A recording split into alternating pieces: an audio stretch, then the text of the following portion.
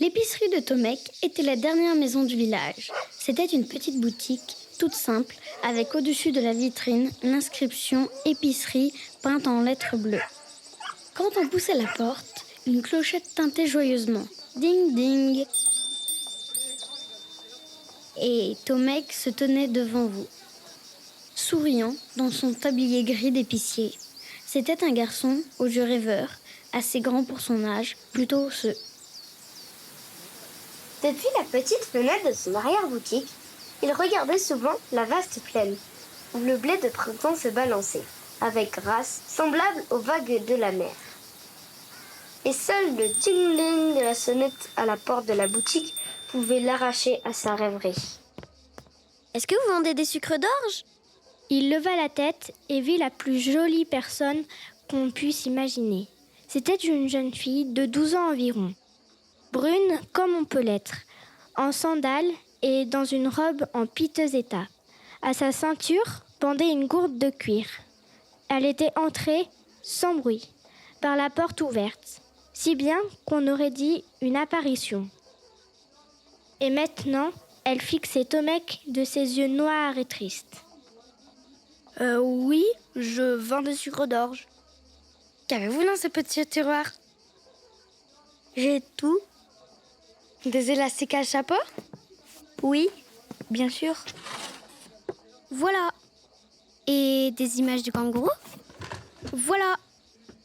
Cette fois, les yeux sombres de la petite fille s'éclairèrent tout à fait. C'était si charmant de la voir heureuse que le cœur de Tomek se mit à faire des bonds dans sa poitrine. Et du sable du désert, du sable qui serait encore chaud ?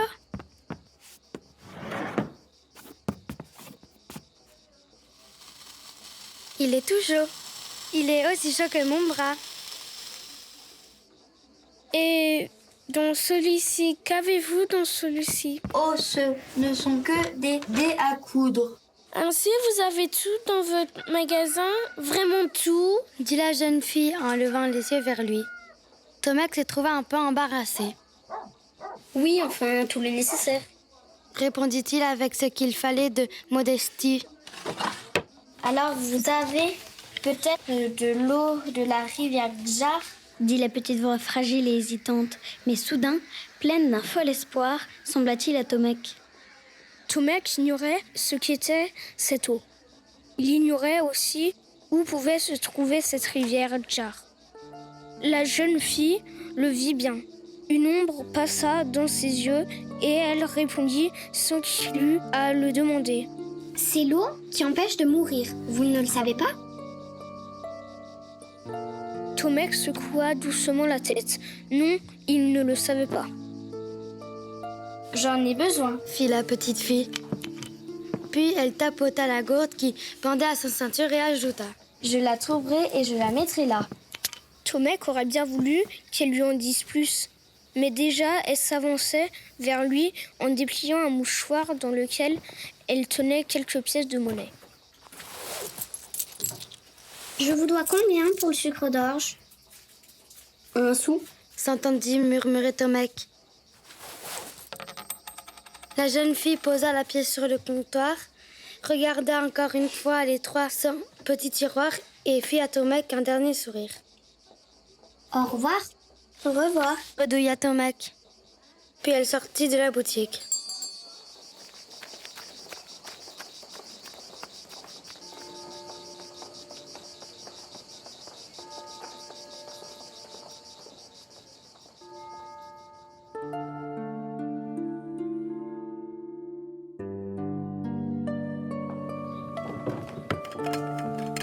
Le lendemain et les jours qui suivirent, Tomek s'en voulut terriblement d'avoir accepté l'argent de sa visiteuse. Elle ne devait pas en avoir beaucoup. Il se surprit plusieurs fois à parler tout seul. Il disait par exemple « Rien du tout, vous me devez rien du tout. » Je vous en prie, pour un sucre d'orge. Mais Tomek pouvait bien inventer toutes les gentillesses du monde, c'était trop tard. Elle avait payé et elle était partie, le laissant à ses regrets.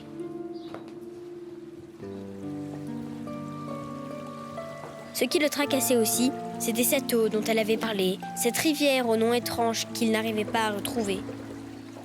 Qui était-elle, cette drôle de fille? D'où venait-elle? Était-elle toute seule?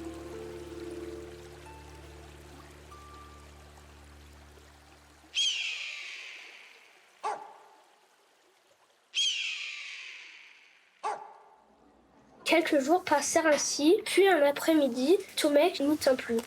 Il laissa donc tout en plan dans la boutique, fourra dans sa poche une barre de pâte de fruits et courut à grandes enjambées à l'autre bout du village où se trouvait le vieil Hicham. Le vieil Hicham était écrivain public, c'est-à-dire qu'il écrivait pour ceux qui ne savent pas le faire. Il lisait aussi, bien sûr.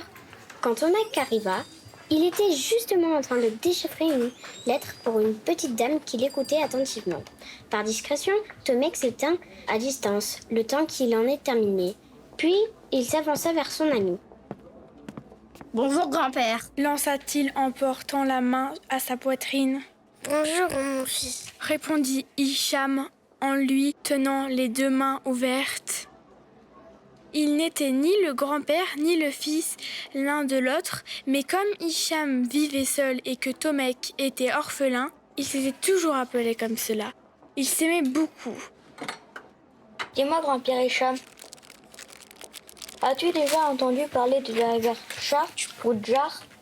Le vieil homme qui mâchouillait déjà sa barre de pâte de fruits prit le temps d'y réfléchir, puis il répondit lentement.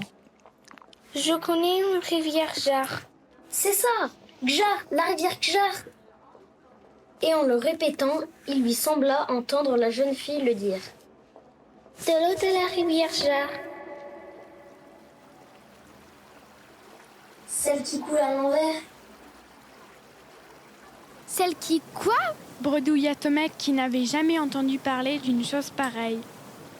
Qui coule à l'envers. Articula Hicham. La rivière Gjar coule à l'envers? À l'envers? Qu'est-ce que tu veux dire? Fit Tomek, les yeux écarquillés. Je veux dire que l'eau de cette rivière monte au lieu de descendre, mon petit Tomek. Ça t'embouche un coin, ça. Hicham éclata de rire en voyant la tête que faisait son jeune ami. Puis il eut pitié de lui et commença à l'expliquer. Cette rivière prend sa source dans l'océan, tu comprends? Au lieu de s'y jeter, elle en sort. Un peu comme si elle aspirait l'eau de la mer.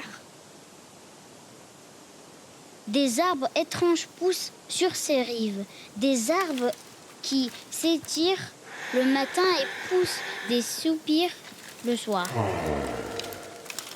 Et il y aurait là des variétés d'animaux tout à fait inconnus ailleurs.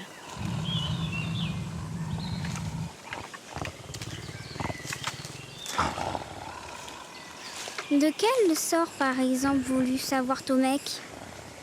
Des animaux dangereux? Mais le vieil Hicham secoua la tête, il ne savait pas. La rivière Djar remonte à l'intérieur des terres, sur des centaines de kilomètres, dit-on. Elle devient de plus en plus étroite. Elle perd de l'eau au lieu d'en gagner comme toutes les rivières du monde.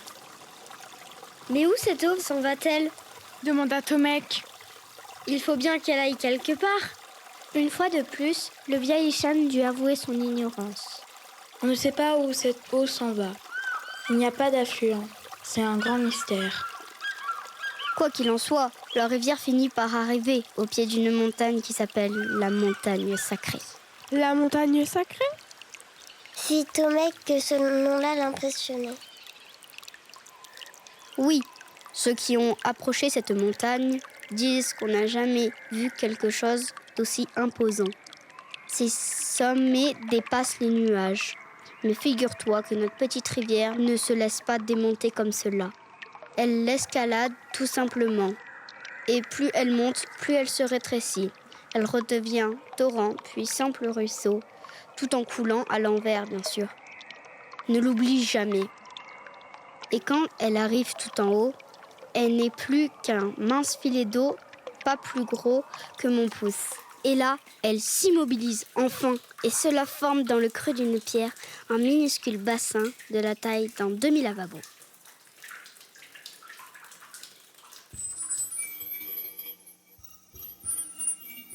Et cette eau est d'une pureté incroyable. Elle est magique, Tomek. Magique ? Reprit le garçon. Oui, elle empêche de mourir. De nouveau, Tomek entendit la voix claire de la jeune fille.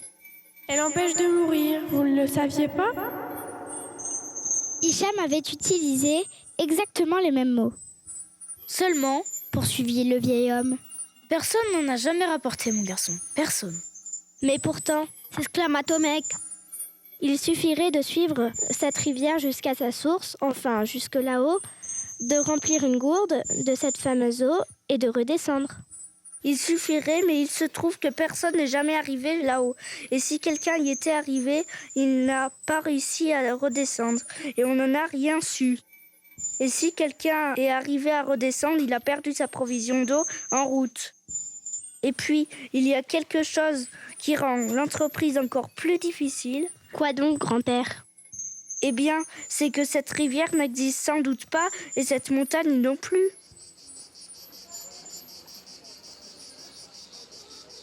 Il y eut un long silence et ce fut le vieil Hicham qui finit par le rompre.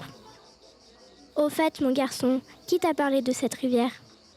Tomek se rappela soudain qu'il était d'abord venu raconter à son vieil ami la visite de la jeune fille. Maintenant, il allait enfin pouvoir confier son secret, en savoir plus peut-être. Il prit une profonde inspiration et s'efforça d'expliquer en détail tout ce qui était arrivé ce soir-là dans sa boutique. Elle avait une gourde, as-tu dit? Oui, elle en avait une. Elle a dit qu'elle trouverait l'eau et qu'elle la mettrait dedans.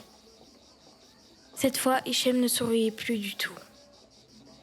Vois-tu, Tomek, je ne sais pas si cette rivière existe ou non, mais je sais que les hommes la cherchent depuis des milliers d'années et que personne, je te dis bien personne, n'est jamais revenu avec la moindre goutte de cette fameuse eau. Des expéditions entières d'hommes dans la force de l'âge, équipés des pieds à la tête et bien décidés à réussir, ont péri avant seulement d'apercevoir la montagne sacrée. Alors ta petite bohémienne peut bien tapoter sur sa gourde et dire qu'elle la remplira. C'est aussi impossible que de faire pousser du blé sur le dos de ma main. Mais alors, murmura Tomek au bout d'un moment, que va-t-il lui arriver? Hicham lui sourit. Je crois que tu devrais oublier tout ça, mon garçon. Pense à autre chose. Il y a assez de jolies filles dans le village, non? Allez, file, tu as peut-être des clients qui t'attendent. Tu as sans doute raison, grand-père.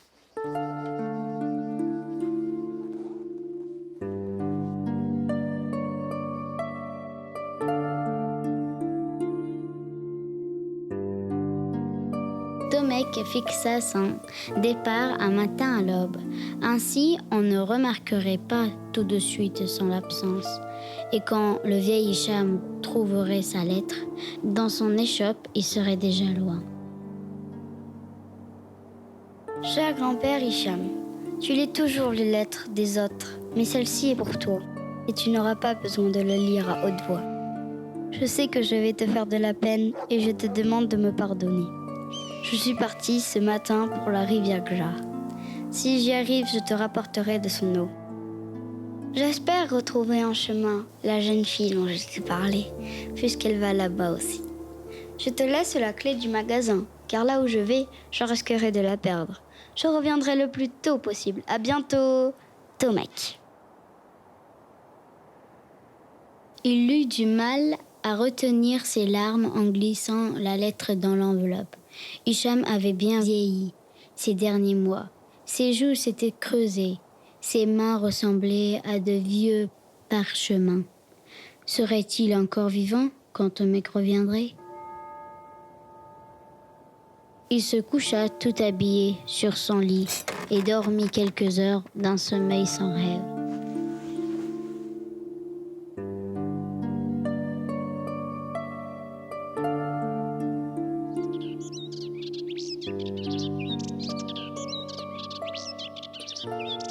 Quand Tomek se réveilla, il lui fallut quelques secondes pour réaliser qu'il n'était pas dans son lit. Mais en voyant le feuillage qui tombait en cloche autour de lui, tout lui revint d'un coup. Son départ au petit jour, sa longue marche dans la campagne, l'arbre isolé. Il était donc vraiment parti. Ce n'était pas un rêve.